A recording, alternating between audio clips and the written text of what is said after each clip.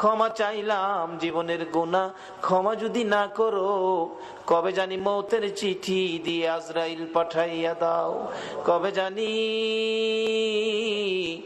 গর্তে বাহির করবে রে, আর ঘরের ভিতরে নিবে না। উঠানের কিনারে পর্দা টানাইয়া জীবনের শেষ গোসল করাবে রে। আদরের সন্তানেরা ঘরের বারিন্দায় দাঁড়ায়া দাঁড়ায়া কাঁদবে আর ডাকবে, বাবা গো পর্দার ভিতরে কিসের গোসল করো গো বাবা। মা টাইনা টাইনা বুকে জড়াবে, আইরে আমার এতিম, আজকাল থেকে তোমরা এতিম হয়ে গেছো। এতিমের ঘটনা বলতে গেলে কলিজা মানে না রে আল্লাহ। আমার বড় ভাই 5টা বাচ্চা এতিম করে কবরে। বাড়িতে গেলে আমার ছেলেরা দৌড়াই আসে, আব্বু আইছে। আমার ছোট্ট একটা ভাতিজা দৌড়াই আইসা দাঁড়াইয়া তাকে কিছু কয় না। জিজ্ঞেস করি, বাবা কি চাও, কি লাগবে, কি দরকার বলো।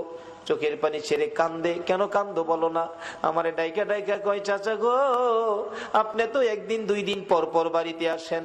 চাচা আমরা আব্বা কই গো, চাচা আমরা আব্বা কি আর জীবনে বাড়িতে আসবে না। এইভাবে কবে জানি কার সন্তানেরা এতিম হইয়া যায়, কবে জানি কার বিছানা খালি হইয়া যায়। ওই দিন আসার আগে তোমার ঘর মসজিদের পক্ষ থেকে আয়োজিত মাহফিলে আমরা যারা হাত বাড়াইছি গো, ফিরাইও না ঘুরাইও না, আমরা তুমি মাফ করে দাও। আল্লাহ জীবনের গুনাহ মাফের আসার দরখাস্তের পর আরেকটা দরখাস্ত করি, তুমি কিন্তু রাগ হইও না।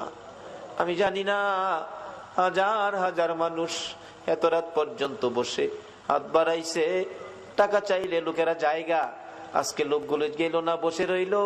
আমি জানি না রে কার মনে জানি কি দুঃখের পাহাড়, কার মনে জানি ব্যথা। হুজুর আমরার মা নাই গো, মা নাই। কার মনে জানি ব্যথা, বাবা নাই গো, বাবা নাই।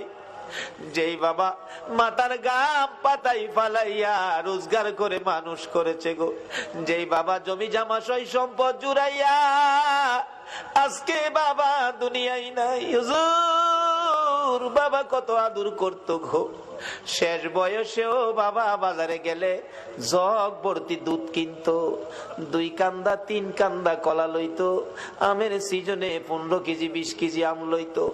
বাবা হাঁটতে পারে না, তারপরও দুধ কিনা আম কিনা কলা কিনা বন্ধ করে না। লোকেরা জিগাই, বুড়া বয়সে এই পূজা কার জন্য বইতাছো, নিজের জান চলে না কেন এইগুলি লইছো। বাবা একটা চোখের পানি ছেড়ে দিয়ে চিৎকার মারছে, বন্ধুরা রে কার জন্য লইছি শুনো রে, আমার আদরের ছেলে মেয়েগুলো দুধ আর কলা ছাড়া ভাত খায় না রে। দুধ কলা যেই বাবা খাওয়াইতো এই বাবা কার জানি খবরে রে আল্লাহ। ওই মা জানি কার খবরে গো, মার কুলে তাইকা মার কুলে কত পসরা পায়খানা করছে।